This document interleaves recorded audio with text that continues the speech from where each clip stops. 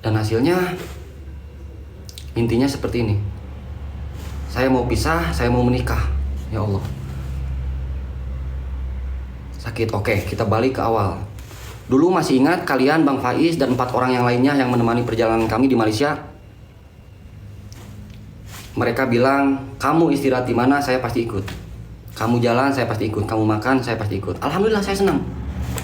Cuma di satu sisi saya tidak, ibaratnya tidak terlalu suka di saat saya lagi istirahat mereka ikut semua. Soalnya itu privasi. Kita butuh kebebasan, nggak mau ada rasa canggung. Diusirlah sama Kamaya. Jujur, saya yang ngomong sama Kamaya. Kamaya kalau bisa tegur mereka, saya mau privasi. Saya belak-belakan di sini ya, karena dengan ngomong apa adanya. Kamaya, saya sama Dani mau istirahat. Tolong tegur mereka supaya nggak satu penginapan sama saya. Saya nggak tahu dari segi ngusirnya seperti apa, saya nggak tahu karena mereka teleponan. Diusirlah malam hari mereka, Bang Faiz dan 4 orang yang lainnya. Ya, diusir. Udahlah beres. Pas besok lusa, lah kok jadi seperti ini? Apa bedanya? Orang luar yang mengganggu istirahat, kok sekarang teman sendiri yang mengganggu istirahat? Kamaya ngusir mereka dengan tujuan supaya saya ataupun Dani bisa istirahat. Tapi kok besok lusanya malah teman sendiri yang mengganggu saya. Mengganggunya dari segi apa? Teleponan sampai pagi, sampai jam 10, jam 11, jam 12, jam 1 malam, jam 2 malam. Jujur saya terganggu, tapi saya nggak ngomong. Saya sabar. Waktu dari Malaysia sampai sekarang saya nggak pernah nunggu Dani, hampir 2 bulan. Kesimpulannya dari Malaysia sampai sekarang hampir 2 bulan saya istirahat terganggu. Dari Malaysia sampai sekarang saya tidur sama Dani 2 kasur, gak pernah 1 kasur. Karena apa? Saya benar-benar terganggu. Waktu istirahat teleponan. Setiap malam itu teleponan 24 jam. Maksudnya 24 jam itu bukan 8, 9, 10, 11, 12, bukan. Berangkat jalan, istirahat jalan, pulang jalan, istirahat malam sampai jam 2, sampai jam 1. Jujur saya terganggu. Sering saya istirahat di luar. Bahkan saya pernah tidur di lobi tanpa Dani tahu. Saya pernah waktu di Malaysia saya mau pernah pergi sendiri. Saking sabar saya udah habis. Tapi mungkin Allah belum mengizinkan saya pergi sendiri karena pintu lobinya dikunci. Saya balik lagi tidur di lobi. Di situ ada Bang Faijo, tapi saya nggak cerita sama Bang Faijo. Jadi selama di Malaysia sama sekarang kami nggak pernah 1 kasur, pasti 2 kasur. Kadang saya tidur duluan baru Dani masuk. Kadang saya di luar nunggu Dani tidur baru saya masuk. Seperti itu teman-teman. Dari Malaysia sampai Thailand hampir 2 bulan. Karena apa ya, canggung teman-teman. Orang ngebucin gimana sih? Sebelahnya ada saya, canggung. Di situ saya sabar dan ada satu momen kalian pasti pernah melihat Dani 1 hari ditanya nggak jawab. Ya, ada 1 hari Dani ditanya nggak jawab. Itu Dani kenapa? Apakah kalian ada masalah? Saya berusaha profesional mengumpetkan semua itu. Saya berusaha profesional 1 hari perjalanan. Saya berusaha profesional supaya saya sama Dani emang baik-baik aja. Tapi di situ kita emang gak baik-baik aja. Kenapa? Saya negur Kak Maya di depan Dani. Soalnya apa? 1 minggu Kak Maya ngekang kami dengan cara penginapan. Di situ pun di sisi lain banyak yang ke saya ngomong, Bang Hen tolong, sampai nangis-nangis, Bang Hen tolong kasih kesempatan buat mereka ya, kasih penginapan. Saya tegur Kamaya depan Dani. Kamaya, mohon maaf untuk sekarang dan kedepannya, tolong jangan sediain tempat istirahat. Saya mau mengizinkan warga Malaysia untuk ngasih tempat istirahat buat kami. Oke deh, siap deh. Mungkin Dani nggak terima. Di situ dari pagi, siang, sore, malam sampai pagi lagi, saya sama Dani nggak bertanya. Mungkin karena adanya kecanggungan itu. Dengan alasan apa? Itu Dani kenapa lagi jikir, fokus jikir. Padahal alasannya bukan. Alasannya itu. Kenapa saya gak pernah negur Dani? Itu baru sekedar saya negur Kak Maya, Dani seperti itu. Ya udah, saya di situ nyimpulin, yowis, aku sabar sampai Thailand. Aku sabar sampai Thailand. Ya akhirnya beratnya itu pas mau masuk ke India. Karena apa? Kak Maya mau nemuin Dani. Sebenarnya saya sangat senang di saat Bang Faiz mau menemani sama Bangkok. Bang Faiz bilang di Danok, Hen, izinkan abang menemani kalian sampai mana? Kalau sampai Danok, insya Allah besok abang langsung pulang ke Malaysia. Di situ saya senang. Abang kalau bisa, abang temenin saya sampai ke Bangkok. Alhamdulillah. Di situ Bang Faiz nggak tahu alasan apa saya ngomong seperti itu. Bang Faiz nggak tahu alasan saya ngomong seperti itu mencegah Kak Maya ketemu sama Dani. Saya nggak mau terjadi fitnah, apalagi emak-emak semuanya tahu. Saya nggak mau. Saya berusaha nyembunyiin itu. Terus mungkin kalian banyak yang tanya, kenapa sih kalau nge-lab sendiri? Kenapa selalu sendiri kalau nge-lab? Kenapa nggak pernah berdekatan? Mau itu lagi jalan, setiap istirahat, setiap tidur, nggak pernah berduaan nge-lab. Berbeda waktu di Indonesia sebelum kenal. Ya itulah kenapa saya nge-lab sendiri. Saya berusaha menyembunyiin kedekatan mereka. Soalnya apa? Saya yang ditanya-tanyanya, bukan Dani. Saya berusaha selama 2 bulan menyembunyiin itu, tapi apa hasilnya? Mereka malah terang-terangan.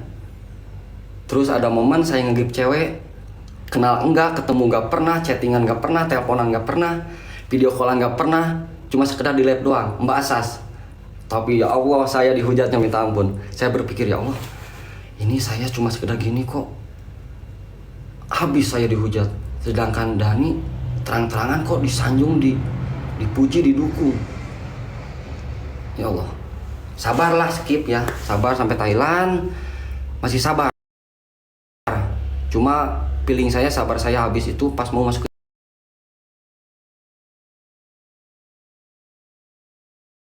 Faiz. Mereka mempertanyakan kedekatan antara Dani dengan Kak Maya. Ya, saya juga nggak tahu. Bang Azam nanya, Dani, apakah kamu ada hubungan sama Kak Maya? Dani jawab, alhamdulillah ada. Tanggal 20 kemarin Januari tunangan. Ya saya kaget. Bukan saya doang. Yang ada di rumah kamar ini semua 9 orang itu kaget. Dan insya Allah tanggal 21 mau menikah. Astagfirullah. Bagus, nggak salah, sama sekali nggak salah. Nikah, tunangan enggak. Nggak salah, bagus. Cuma porsinya, momennya nggak pas. Ini kita lagi perjalanan. Orang yang awal mensupport kami, mendoakan kami, mendukung kami, mereka tujuannya mensupport supaya sampai ke Tanah Suci. Bukan Cikarang tuh jodoh, tapi Cikarang tuh Mekah. Di situ saya benar-benar, astagfirullah, ya Allah, kok saya baru tahu. Saya sih taunya dari video-video kalian. Benar atau enggaknya saya nggak terlalu memperdulikan, itu urusan mereka. Tapi di saat saya tahu, ya Allah, kok jadi seperti ini? Malah rasa canggungnya tuh semakin renggang. Di situ saya memutuskan, oke Johan, niat seseorang cuma kamu sama Allah tahu. Saya tahu niat kamu pasti ke Tanah Suci. Tapi penglihatan saya di sini, niat kamu udah bercabang. Saya mau pisah aja. Saya ngomong awal, jujur, saksinya Bang Ajam, nanti udah selesai saya ngomong, Bang Ajam, Bang Ayi semuanya taikin. Tapi di situ saya hargain Bang Ajam, Bang Faiz, Bang Ayi, saya hargain semuanya. Semuanya saya hargain. Maaf, barangkali kemarin emang muncaknya sabar saya udah hilang. Hilangnya seperti apa? Ya intinya saya mau pisah, saya mau menikah, itu jawaban dari Dani. Itu saya sabarnya hilang. Ya, padahal saya yang ngomong. Ya udah Dani, saya pisah aja. Niat kamu emang sama Allah yang tahu, tapi niat kamu dari penglihatan saya sudah bercabang. Saya nggak mau selama perjalanan kamu menikah pasti kamu ada tanggung jawab. Saya nggak mau, sedangkan saya yang ngajak. Tapi di situ saya hargain Bang Azam, Bang Ayi yang mempertahankan kebersamaan kami. Walaupun saya udah sakit hati, saya masih siap sabar.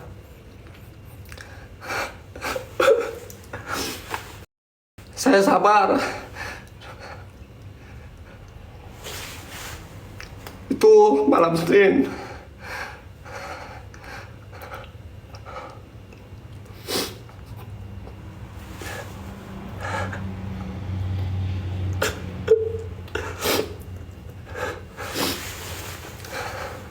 Itu malam Senin kemarin. Bang Azam, astagfirullah, sampai puluhan kali supaya saya sama Dani nggak pisah. Saya sabar walaupun saya udah dengar jawaban Dani pisah, saya milih nikah. Saya sabar. Ya udah kata Bang Ajam, yang awalnya mau balik saya tunggu dulu. Malam ini saya nggak balik, barangkali Dani ataupun Hendy besok berubah pikiran. Tunggulah sampai besok sore, saya masih sabar. Saya sabar, ya. Saya udah hilangin ego saya, rasa sabar saya perluas, saya sabar sampai sore hari. Bang Ajam puluhan kali supaya saya sama Dani nggak pisah. Saya sabar. Sore harinya saya tanya lagi, Bang Ajam, Bang Faiz, Bang Ayi, Pak Ustadz Imron, Bang Edi, Bang, semuanya ada lagi di situ. Ditanya lagi yang kesekian kalinya sama Dani. Bang Ajam nanya, gimana? Ya saya mah seperti itu Bang. Abang tanya aja Dani.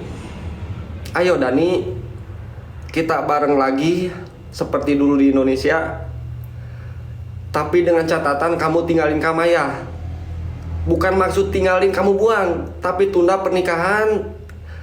Entah itu mau di Mekah ataupun selesai dari Mekah, itu terserah kamu. Tapi jawaban Dani untuk yang kesekian kalinya, saya mau pisah aja, saya mau langsung ke Pakistan, saya mau menikah. Itu jawabannya kesekian kalinya. Saya kurang sabar gimana? Kalau dari segi fisik, mungkin dari Indonesia sampai sekarang pun beban berat yang di tas saya yang bawa yang paling berat. Karena saya tahu fisik Dani, kesehatan Dani kurang. Saya sabar kalau dari segi itu.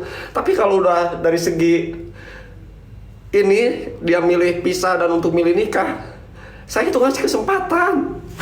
Bukan kesempatan dari saya, dari kesempatan kalian. Kalau saya mah jujur pengen pisah, kesempatan dari kalian. Bang Ajam, Bang Ayi, Pak Ustadz Imron yang ibaratnya perwakilan yang ada di sini. Karena nggak mungkin yang di Indonesia ke sini. Mereka nitip amanah supaya saya sama Dani nggak pisah. Ya perwakilannya Bang Ajam yang ada di sini. Buat mempersatukan kami sama Dani terus. Itu berulang-ulang Bang Ajam ngulangin sampai maksa saya. Ya oke, ayo Bang Ajam, ayo Dani, ayo kita bareng lagi. Dengan catatan kamu tinggalin Kamaya. Maksudnya bukan tinggalin buang, tapi undur dulu nikahnya. Itu mau di Mekah, mau setelah sampai di Mekah, itu terserah. Tapi jawaban Dani apa? Saya mau pisah aja, saya mau menikah. Kalian bisa rasakan sakitnya saya seperti apa? Hah? Ya itulah. Saya tadi jalan emang pura-pura kuat. Saya pura-pura kuat. Kalian banyak yang nanya, kenapa nggak bareng? Dani mana? Ya saya ingetnya dulu waktu di Indonesia. Dani sakit dirawat 3 hari. Saya nungguin tidur di teras bareng Kang Jajang. Saking pengen cepetnya Dani sembuh. Dorong gerobak, saya yang dorong. Tapi sekarang kok malah milih nikah? Bagus, nikah tuh bagus, tunangan bagus, cuma momennya yang salah. Dia gak mikirin orang-orang yang terdahulu mensupport, mendoakan mereka itu cuma satu taunya. Cuma satu, ke tanah suci, bukan menyokong, mendukung buat nikah. Saya udah keluarin unek-unek Dani. Sebelum Dani ngasih jawaban itu, Dani, resikonya seperti ini, jika ketahuan kamu nikah, efeknya seperti ini. Udah terang-terangan dikasih tahu. Bang Azam udah ngasih tahu, saya udah ngasih tahu, semuanya udah dikasih tahu. Efeknya mungkin apa, dihujat atau apa, udah ngasih tahu. Tapi jawabannya seperti itu. Aku di sini nggak menjelekkan, nggak menjatuhkan. Kalian sendiri yang menilai. Kalian sendiri yang menilai. Ya. Ya mungkin itu aja. Untuk pisah, aku kurang tahu pasti untuk pisah. Yang pastinya pisah saya udah jadi, tanggal pembuatan pisah bareng dan jadinya pun bareng. Cuma nggak tahu info pisahnya itu yang saya gagal, padahal udah ada. Sekali lagi saya bikin pisah itu 2 bareng di jam yang sama, di tanggal yang sama, dan hasilnya pun sama di tanggal 20. Tapi kenapa pisah saya gagal? Dan ternyata gagal itu untuk mengajuin yang kedua, ketiga, keempat. Ya wajar gagal, karena kan nggak mungkin double bikin pisah. Nah tapi alhamdulillah kemarin Bang Edi yang ngecek, pisahnya udah ada. Ya seperti itu ya teman-teman. Kalian gak percaya sama ngomong ini? Kita taikin Bang Azam,